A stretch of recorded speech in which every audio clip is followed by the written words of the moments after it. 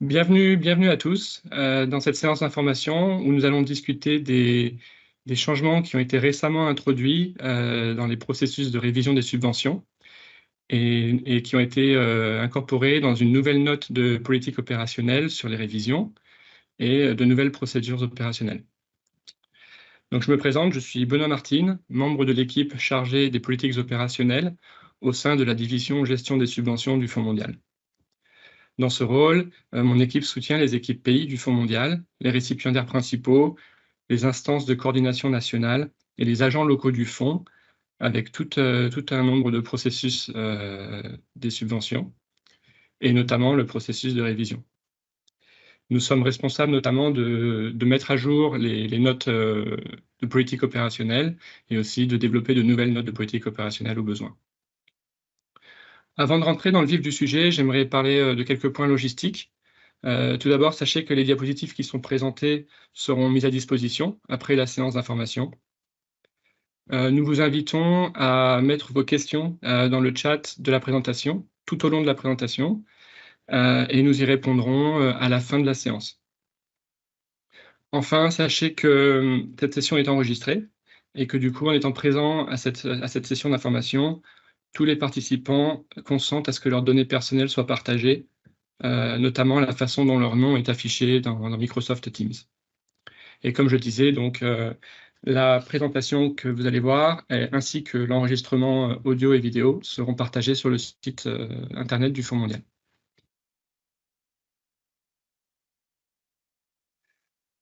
Donc tout d'abord, l'ordre du jour, on va commencer par une petite introduction sur le processus des révisions de la subvention.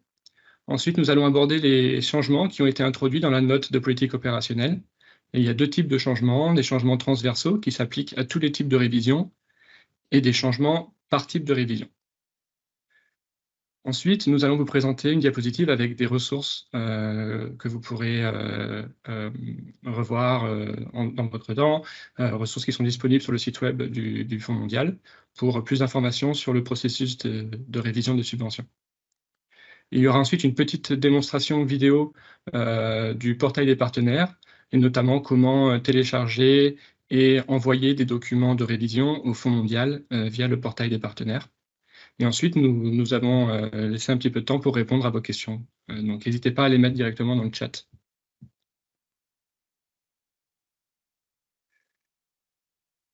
Donc, comme je vous disais, nous avons développé une nouvelle note de politique opérationnelle et de nouvelles procédures opérationnelles pour prendre en compte des changements qui ont été introduits dans les processus de révision des subventions. Cette nouvelle politique opérationnelle est entrée en vigueur le 1er décembre 2023 et elle s'applique à tous les portefeuilles pays et multi-pays.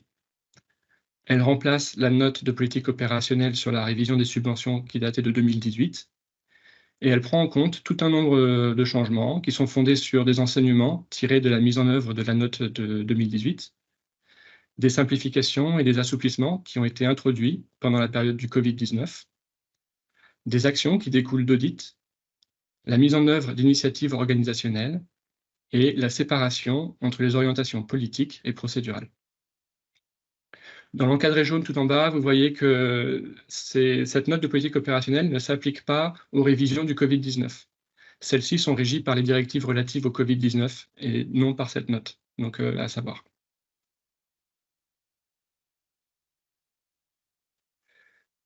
Donc qu'est-ce que la révision? La révision est une étape fondamentale du cycle de vie de la subvention. Vous voyez en haut à droite de votre écran l'hémicycle du cycle de vie d'une subvention, de la demande de financement jusqu'à la clôture, et où se situe la révision pendant la période de mise en œuvre. Une révision de subvention permet d'ajuster les investissements prévus au titre d'une subvention du Fonds mondial, en fonction des changements qui peuvent survenir, soit dans le contexte ou dans les besoins de la subvention au cours de sa mise en œuvre. Il existe 5 types de révisions, et celles-ci sont hiérarchisées, ce qui veut dire que les révisions de niveau supérieur peuvent inclure celles de niveau inférieur, mais non l'inverse. Donc vous avez ici sur votre écran une pyramide inversée des types de révisions, avec tout en haut la révision de type date de fin, suivie de la révision pour fonds additionnels, révision du programme, révision du budget et révision administrative. Et donc une révision de type date de fin peut contenir des changements aussi de type programme, de type budget, mais l'inverse n'est pas vrai. Une révision administrative ne peut pas incorporer des changements de type date de fin ou fonds additionnels. Quand et par qui une révision est-elle amorcée?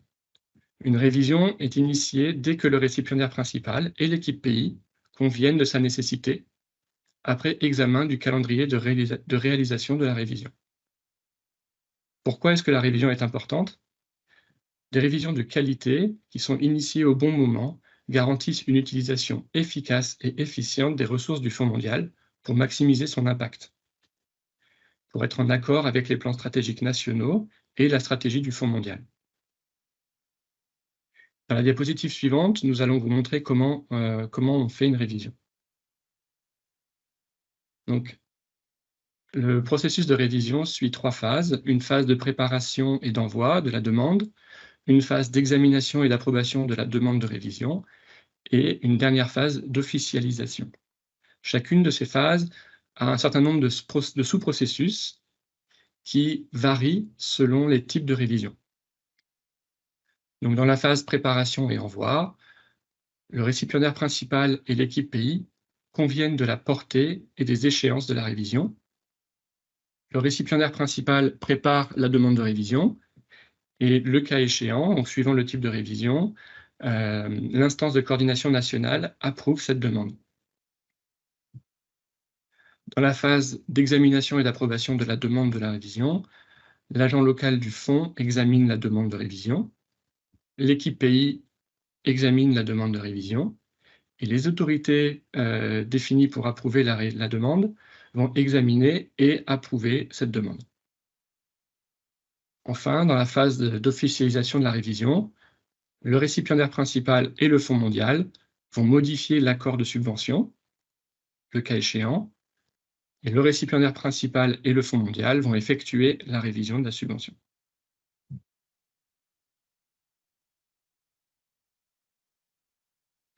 Donc, on a vu qu'il y avait 5 types de révision.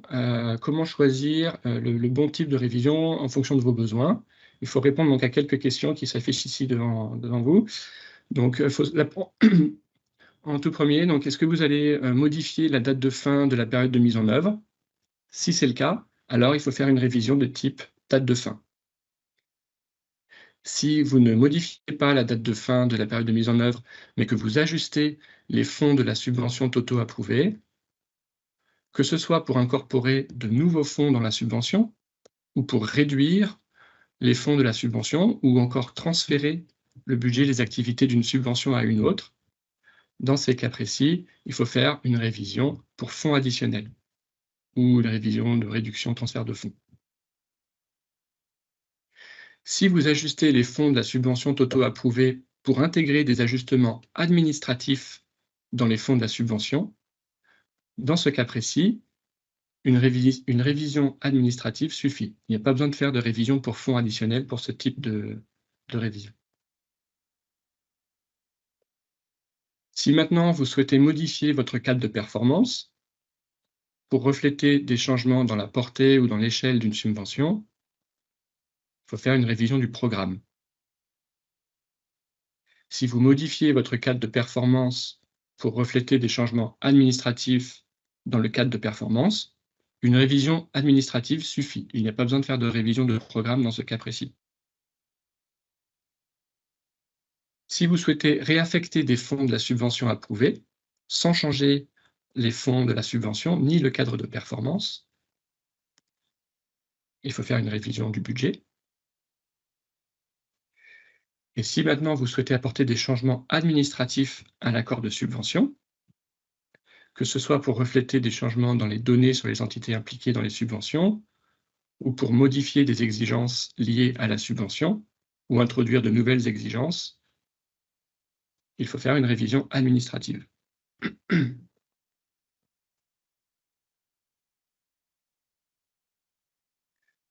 Donc voilà pour l'introduction sur le processus de révision des subventions. Nous allons maintenant aborder les changements transversaux qui ont été introduits avec cette nouvelle note de politique opérationnelle. Donc ces changements transversaux s'appliquent à tous les types de révision. Donc comme vous le voyez ici, il y a 3 changements transversaux qui ont été introduits. Le premier, c'est l'introduction de paramètres de calendrier de révision par type de révision. Ensuite, nous aborderons les clarifications sur les interdépendances entre le processus de révision et d'autres processus du cycle de vie de la subvention, dont les équipes pays et les récipiendaires principaux doivent tenir compte dans leur planification. Et troisième changement transversal, il y a tout un nombre de simplifications et d'améliorations du processus de révision qui a été introduit et que nous verrons donc un peu plus tard. Donc, premier changement transversal, donc l'introduction de paramètres de calendrier de révision. Les récipiendaires principaux et les équipes pays doivent suivre les paramètres de révision suivants. Pour révision de type date de fin, la révision doit être finalisée dans les 3 mois après l'amorce de cette révision dans le système du Fonds mondial et 1 mois avant la date de fin, période de mise en œuvre courante. Pour les révisions de type fonds additionnel et les révisions de type programme, la révision doit être finalisée dans les 3 mois après son commencement dans le système du Fonds mondial. Pour les révisions de type budget, il n'y a pas de calendrier défini. Les récipiendaires principaux ont la responsabilité de documenter et d'archiver adéquatement leur approbation interne et celle du Fonds mondial, si celle-ci est requise, à des fins d'audit. Mais il n'y a pas de calendrier pour ce type de révision. Pour les révisions de type administratif, celles-ci doivent être finalisées dans les 2 mois après leur commencement dans le système du Fonds mondial, ou si des changements administratifs sont incorporés dans d'autres types de révisions, ceux-ci doivent suivre le calendrier de la révision avec laquelle elle est combinée.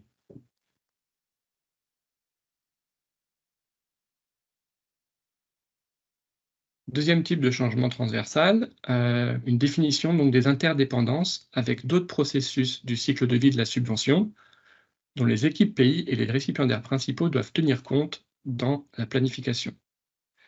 Donc on vous a remis ici l'hémicycle de cycle de vie d'une subvention, de la demande de financement sur la gauche jusqu'à la clôture sur la droite, et avec en dessous des processus qui sont applicables tout au long du cycle de vie de la subvention. Et les processus qui sont en jaune sont les processus avec lesquels il y a une interdépendance. Donc on va commencer avec le processus de suivi stratégique de la mise en œuvre.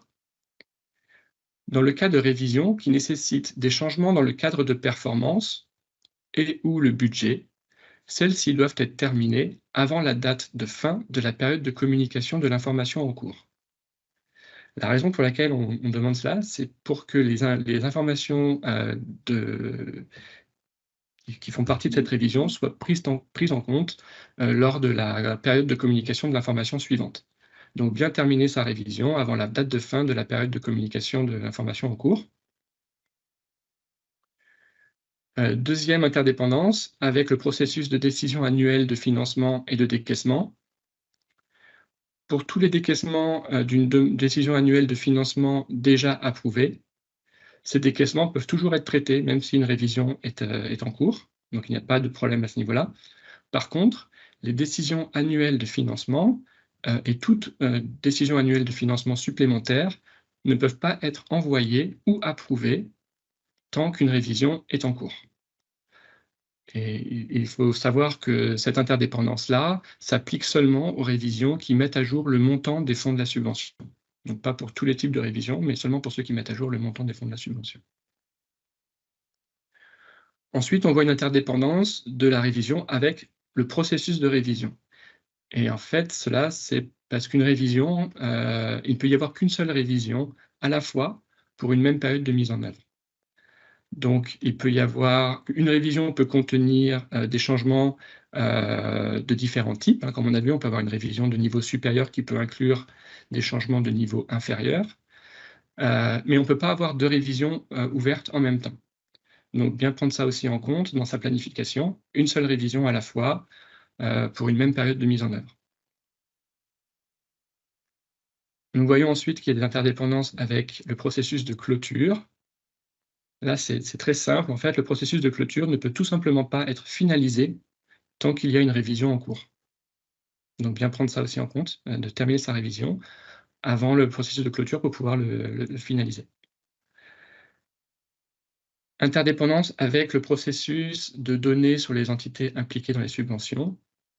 Les mises à jour des données sur les entités impliquées dans les subventions doivent être amorcées le plus tôt possible pour éviter des retards. Nous avons vu plus tôt que les changements dans ces données peuvent être incorporés via une révision de type administrative, mais pour éviter tout retard, donc bien s'assurer de mettre à jour ces données le plus tôt possible. Et enfin, dernière interdépendance, cette fois-ci avec le processus de gestion des achats et de la chaîne d'approvisionnement.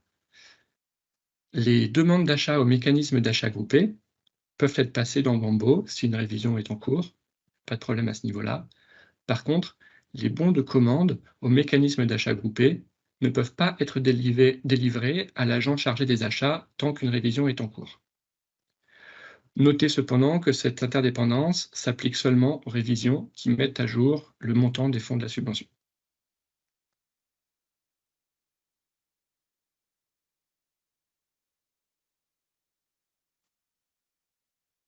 Enfin, dans cette diapositive, nous allons aborder donc tous les changements transversaux en termes de simplification et d'amélioration des processus qui ont été introduits. Donc en premier lieu, on voit qu'il y a donc des exigences différenciées et simplifiées par catégorie de portefeuille et par type de révision.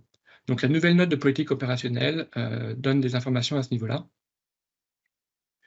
De la même façon, l'approbation de l'instance de coordination nationale est détaillée par type de révision. Dans quelles circonstances cette approbation est requise et par quel membre de l'instance de coordination nationale elle est effectuée. Deuxième changement, des simplifications dans le budget, dans le besoin donc de changer le budget de référence. Donc ça, c'est assez important. Il faut comprendre que maintenant, seulement les révisions de type date de fin et les révisions pour fonds additionnels exigent des changements au budget de référence. Les révisions de type programme et les révisions de type budget n'exigent aucun changement au budget de référence. Le budget détaillé est traité dans le système du Fonds mondial seulement pour les révisions donc, de date de fin ou pour fonds additionnels. Troisième changement, des flexibilités d'utilisation du formulaire de demande de révision de la subvention. Le formulaire A peut être envoyé maintenant d'une autre manière. Par exemple, il est possible d'envoyer ce formulaire par courrier électronique, à condition, bien sûr, que ce formulaire contienne toujours toutes les informations requises. Changement numéro 4, une nouvelle approche pour pouvoir saisir plus rapidement les changements pressants dans le cadre de performance dans le système du Fonds mondial. Donc cela concerne les changements administratifs du cadre de performance et certains cas de révision du programme.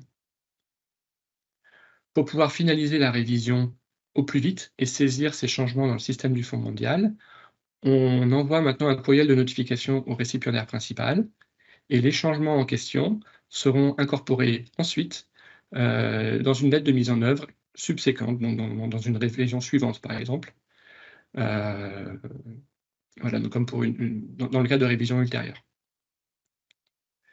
Et dernier changement transversal, l'utilisation maintenant du portail des partenaires par les récipiendaires principaux pour envoyer les documents de révision et le traitement en ligne de la lettre de mise en œuvre. Donc les récipiendaires principaux utilisent le portail des partenaires pour télécharger les documents de révision partagés par le Fonds mondial, pour envoyer au Fonds mondial les documents de révision aux fins d'examen et de validation, et pour envoyer la lettre de mise en œuvre signée pour contre-signature par le Fonds mondial. Donc voilà pour tous les changements transversaux. Nous allons maintenant voir les changements par type de révision. Donc pour les révisions de type date de fin, qui sont utilisées pour avancer ou reporter la date de fin de la période de mise en œuvre, qu'on déclenche par exemple dans le cas de programmes conjoints, des fins anticipées de la subvention ou un changement de récipiendaire principal, des retards dans les envois des demandes de financement, des délais d'examen par le Fonds mondial. Donc pour ce type de révision, deux changements ont été introduits. Le premier on a ajouté dans ce type de révision le cas de raccourcissement de la période de mise en œuvre. Donc les cas de raccourcissement de la période de mise en œuvre sont maintenant traités comme une révision date de fin. Deuxième changement, un processus flexible de signature de la lettre de mise en œuvre. Donc pour les révisions qui demandent l'approbation du conseil d'administration du Fonds mondial, le premier signataire du Fonds mondial et le récipiendaire principal signent la lettre de mise en œuvre sur recommandation du comité d'approbation des subventions, sous réserve de l'approbation du conseil d'administration. Révision pour fonds additionnels. Donc celles-ci sont des révisions qui servent à augmenter ou à réduire ou à transférer des fonds de la subvention. Elles sont déclenchées quand on veut augmenter des contributions financières autorisées, ou dans le cas d'optimisation du portefeuille, mais aussi dans le cas de réduction des fonds autorisés, donc dans le cas de non-conformité avec les engagements de cofinancement, de défaut de remboursement des sommes recouvables, de transfert d'activité ou de budget. Donc là, deux types de changements aussi. Un élargissement de ce type de révision au cas nécessitant des transferts ou des réductions de fonds. Donc les cas de transfert de budget et d'activité d'une subvention ne sont plus traités comme des révisions du programme non significatives. La révision pour fonds additionnels est utilisée pour traiter ces demandes de transfert de fonds et aussi pour traiter les réductions de fonds. Comme pour les révisions de type date de fin, un processus flexible de signature de la lettre de mise en œuvre a été introduit. Donc pour les révisions qui demandent l'approbation du conseil d'administration du Fonds mondial, le premier signataire du Fonds mondial et le récipiendaire principal signent la lettre de mise en œuvre sur recommandation du comité d'approbation des subventions, sous réserve de l'approbation du conseil d'administration.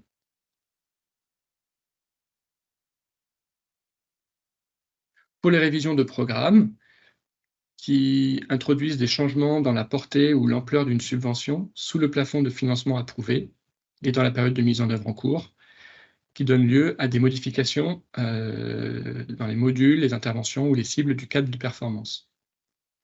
Donc on peut faire une révision du programme quand il y a des besoins d'investissement plus stratégiques, quand on a accès à de nouvelles données ou de nouvelles orientations scientifiques, ou quand il y a des changements dans le contexte national qui entraînent un non-respect des engagements de cofinancement. Donc quel changement pour ce type de révision? La nouvelle note de politique opérationnelle introduit donc des scénarios détaillés indiquant dans quel cas l'examen du comité technique d'examen des propositions est requis ou non. Le processus d'approbation des révisions du programme est maintenant différencié par catégorie de portefeuille et dépend de la nécessité d'un examen par le comité technique d'examen des propositions.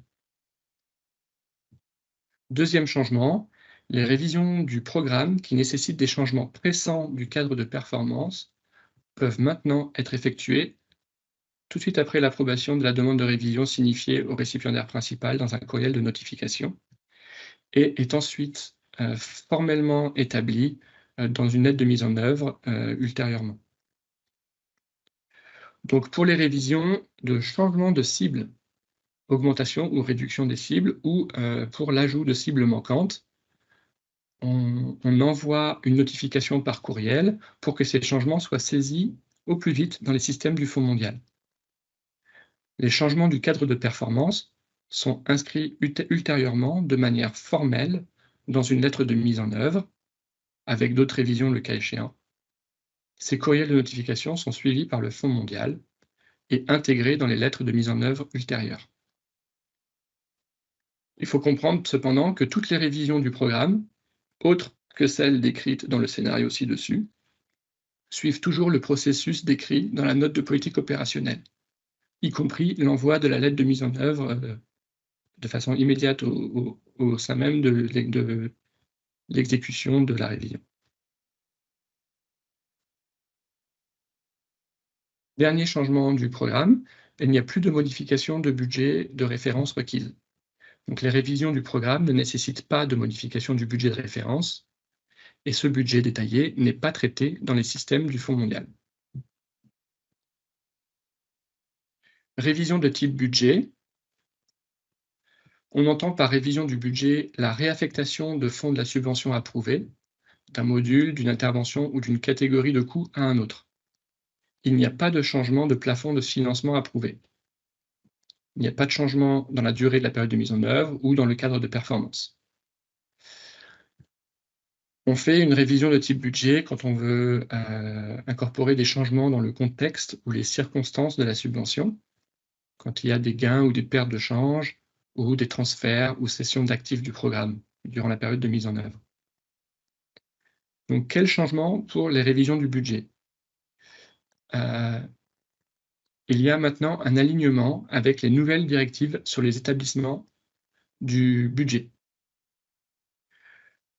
Donc, trois changements. Donc, la lettre de mise en œuvre n'est plus requise pour officialiser les révisions du budget. L'approbation de l'instance de coordination nationale n'est pas requise et les modifications du budget de référence n'est pas requise. Donc ça a un effet important puisque sans lettre de mise en œuvre et sans modification du budget de référence, les révisions du budget ne sont tout simplement plus saisies dans les systèmes du Fonds mondial.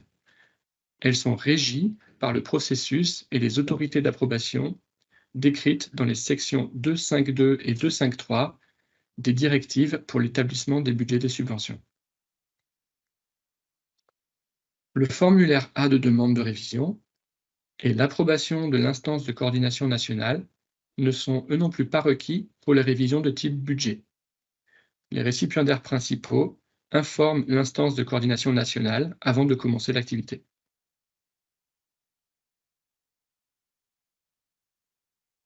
Et enfin, dernier type de révision et dernier changement introduit, les révisions administratives qui servent à apporter des ajustements qui sont de nature purement administrative ou des modifications aux données sur les entités impliquées dans les subventions ou des modifications des exigences liées à la subvention.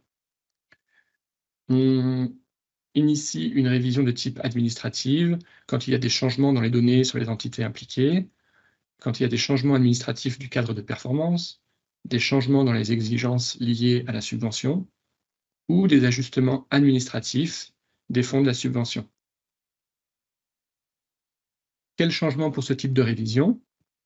Le premier, un élargissement des déclencheurs, donc des raisons pour lesquelles on pourrait avoir envie de faire ce type de révision, pour avoir besoin de faire ce type de révision. Donc maintenant, ce type de révision est à considérer, est à prendre en compte quand on veut faire des changements administratifs au cadre de performance, quand on veut inclure des changements aux exigences de la subvention ou des changements administratifs au budget de la subvention. La révision administrative est un type de révision qui est maintenant employé pour déduire le solde de trésorerie de clôture dans le pays de la période de mise en œuvre de clôture. Donc des ajustements administratifs des fonds de la subvention. Les révisions qui nécessitent des changements administratifs du cadre de performance peuvent être effectuées dans les systèmes du Fonds mondial tels que notifiés par un courriel et pour être ensuite formellement établis dans une lettre de mise en œuvre ultérieure. Donc pour tout changement administratif du cadre de performance qui n'ont pas d'impact sur les cibles, une notification par courriel peut être envoyée pour que ces changements soient saisis dans les systèmes du Fonds mondial. Ces changements seront ensuite établis formellement dans une lettre de mise en œuvre lors de la révision suivante.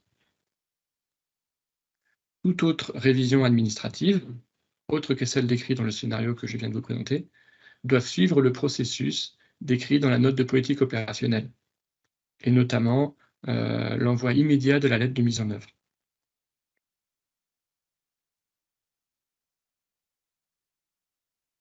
Donc cette diapositive ici vous présente en résumé en fait tous les changements qu'on vient de présenter par type de révision. Et donc il y a aussi, on voit les changements qui s'appliquent à deux types de révision, donc comme par exemple les processus flexibles de signature de la lettre de mise en œuvre, qui s'appliquent aux révisions de date de fin et de fonds additionnels. On voit aussi ici qu'il n'y a plus de modification du budget de référence à saisir dans les systèmes du Fonds mondial pour les révisions du programme et les révisions du budget, et donc tous les autres changements que nous avons discutés. Ça, c'est une diapositive qui peut être intéressante à conserver pour voir tous les changements qui ont été introduits lors de cette mise à jour de la note de politique opérationnelle.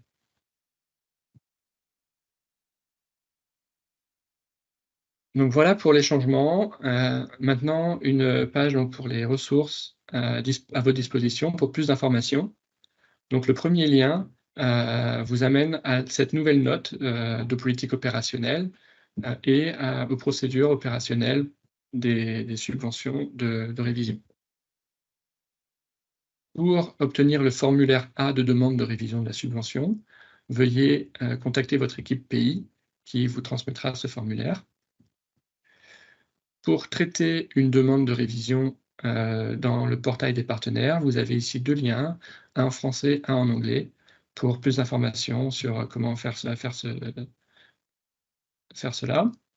Nous allons voir aussi une vidéo sur l'envoi de documents de révision via le portail des partenaires au Fonds mondial par le récipiendaire principal.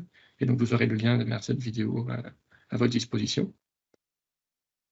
Toutes les ressources actuelles sur les révisions sont disponibles sur le site web du Fonds mondial.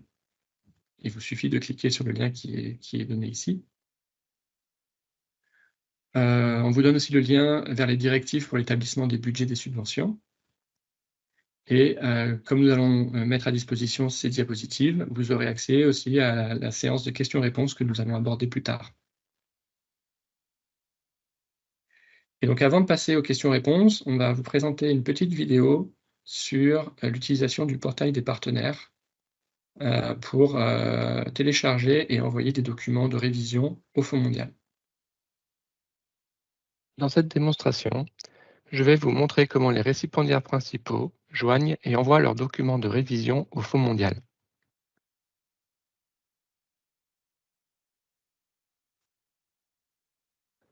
Je suis connecté au portail des partenaires en tant que récipiendaire principal et j'ai cliqué sur l'onglet Révision. Je peux ici voir toutes les révisions qui sont actives. Je vais cliquer sur la révision qui m'intéresse.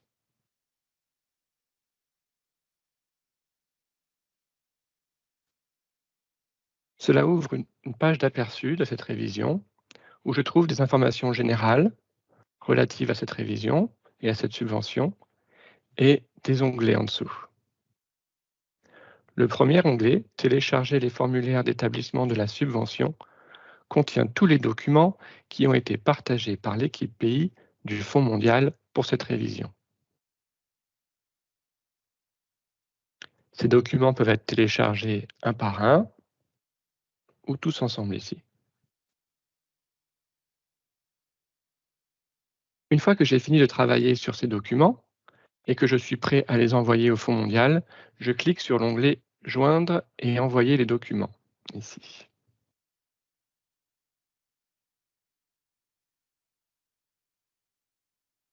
Je clique sur le bouton bleu « Joindre des documents »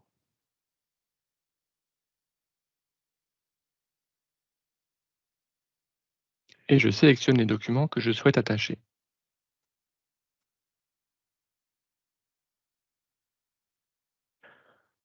Je dois indiquer le type de document. Dans ce cas, il s'agit d'un budget détaillé du Covid-19 et la langue se sélectionne automatiquement. Le système effectue une validation rapide pour s'assurer qu'il n'y a pas d'erreur dans le fichier. Je peux ensuite cliquer « Enregistrer » et fermer.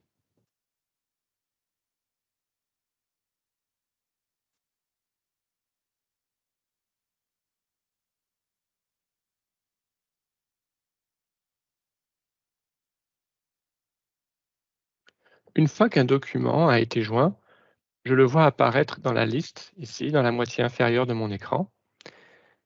Et je vois aussi cette colonne où le récipiendaire principal peut confirmer qu'il s'agit bien de la version finale de ce document. Envoi définitif du récipiendaire principal. Il est donc possible de télécharger plusieurs versions d'un même document, mais une seule de ces versions ne peut être marquée comme finale.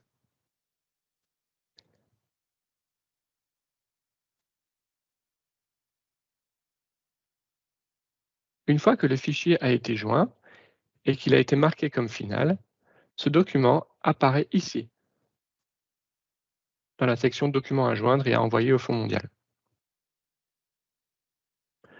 Une fois que tous les documents sont joints, le PIA, le récipiendaire principal, clique sur « Envoyer au Fonds mondial ».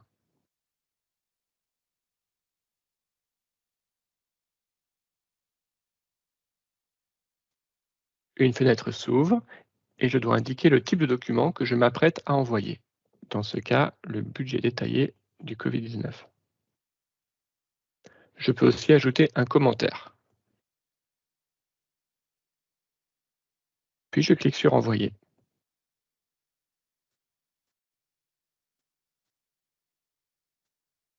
Cette action déclenche une notification à l'équipe pays du Fonds mondial pour l'informer que le récipiendaire principal a soumis des documents. Et comme vous pouvez le voir, le statut de la révision a été changé et c'est maintenant examen par le Fonds mondial.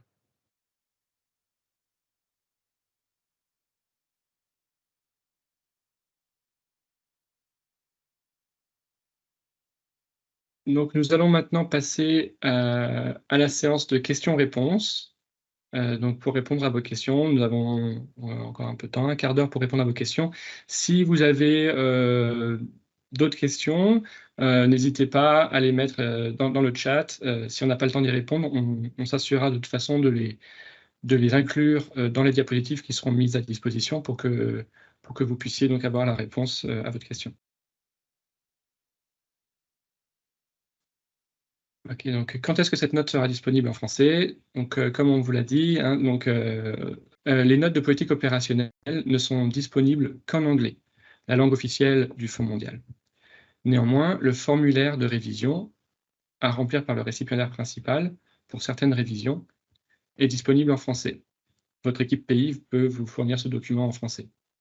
Les présentations et les tutoriels sont aussi disponibles en français et sont partagés. Le guide du portail des partenaires est lui aussi également traduit et disponible en français. Et donc, l'enregistrement de cette séance et les diapositives seront donc à votre disposition en français. Donc, nous avons effectivement une deuxième question. Est-ce que au processus de révision est valable pour le Covid-19 du cycle de subvention 6? Non. Donc, comme on l'avait présenté dans la première slide, les révisions pour le Covid-19 sont régies par les directives relatives au Covid-19. Donc, cette note ne s'applique pas aux révisions pour le Covid-19. Est-ce que les documents téléchargés qui ne sont pas cochés comme document final sont examinés par le Fonds mondial? Donc, comme on l'a vu dans la vidéo, un seul le document qui est coché comme étant final, comme étant la version définitive, est envoyé au Fonds mondial. Les autres documents ne sont pas envoyés au Fonds mondial et donc pas examinés par le Fonds mondial. Donc, pour la question numéro 4, pour une révision de budget qui ne requiert pas l'approbation du CCM, donc de l'instance de coordination nationale, et pas de lettre de mise en œuvre, comment la validation est-elle faite pour les nouvelles activités? Donc, s'il s'agit de révision du budget matériel, cette révision doit être approuvée par le Fonds mondial. Si elle n'est pas matérielle, le récipiendaire principal peut apporter directement les modifications au budget. Les récipiendaires principaux doivent toujours garder une trace de la révision du budget et de son approbation préalable du Fonds mondial lorsqu'elle est requise. À travers le processus d'approbation interne du récipiendaire principal. Donc, c'est comme ça en fait que la validation se fait. Le récipiendaire principal devrait en informer à la fois le Fonds mondial et l'instance de coordination nationale. Donc, nous avons vu un petit peu ces changements sur le budget, et donc n'hésitez pas à vous référer aux sections 2.5.2 et 2.5.3 des directives pour l'établissement des budgets des subventions pour plus d'informations. Quel type de révision peut-on faire lors d'une clôture d'une subvention? Donc là, on avait vu aussi tout à l'heure dans les interdépendances qu'il ne peut pas y avoir de révision active quand on veut clôturer une subvention. Donc il n'y a pas de révision dans ce processus. C'est le processus de clôture. Donc pas de révision possible lors de la clôture d'une subvention. Donc question 6. pour s'assurer que l'envoi au Fonds mondial a bien été effectué, est-ce que le récipiendaire principal reçoit un email de confirmation, comme il est le cas lors de l'envoi du PUDR? Oui, le récipiendaire principal reçoit bien une notification dans le portail des partenaires. Question 7. Si l'instance de coordination nationale n'accepte pas les nouvelles activités proposées par le récipiendaire principal, que peut-on faire? Cette question fait suite à la question 4 sur les révisions du budget. Nos subventions sont régies par les principes d'appropriation par les pays. Si l'approbation de l'instance de coordination nationale est requise, mais que l'ICN ne soutient pas la révision, des discussions de suivi seront menées avec les parties concernées afin de convenir d'une marche à suivre. Pour les révisions du budget, l'approbation de l'instance de coordination nationale n'est pas requise. Ses membres en sont simplement informés. Question 8. Est-ce que l'approbation du Fonds mondial sera envoyée directement au récipiendaire principal par email ou sera-t-elle mise sur le portail des partenaires? L'approbation écrite du Fonds mondial, lorsqu'elle est requise, comme dans le cas d'une révision du budget par exemple, se fait par courrier électronique. Voilà, je pense qu'avec cette question, s'il n'y a pas d'autres questions, on peut peut-être clore cette séance d'information. Si vous avez d'autres questions, de toute façon, nous y répondrons et nous mettrons les réponses directement dans les diapositives qui seront mises à disposition sur le site du Fonds mondial. Donc, il n'y a pas de problème, on répondra bien à vos questions si vous en avez d'autres. Et donc, voilà, sur ce, je vous remercie. Je vous remercie pour votre attention. Et puis bonne chance avec vos révisions de subventions. Merci pour tout.